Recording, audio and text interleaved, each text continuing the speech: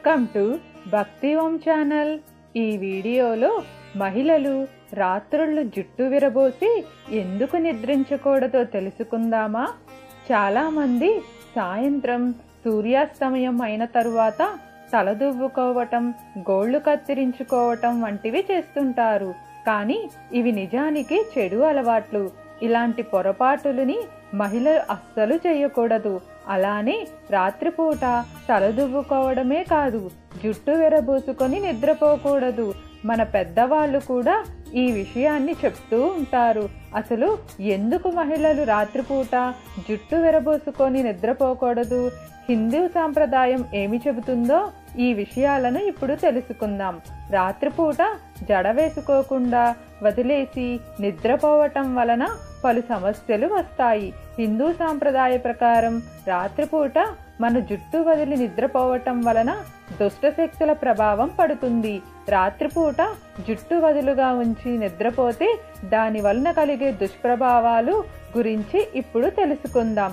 ఈ రోజుల్లో చాలా మందిని జుట్టుని వదిలేస్తూ ఉన్నారు.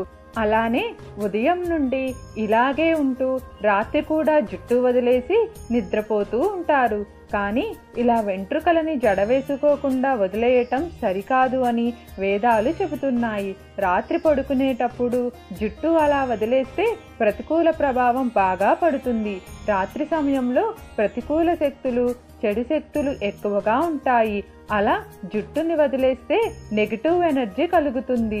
వదులుగా ఉన్న వెంట్రుకలని ఒకదానికొకటి రాపిడి జరగటం వలన శరీరంలో ప్రతికూల శక్తులు ప్రవేశించి సమస్యలు పెరుగుతాయి.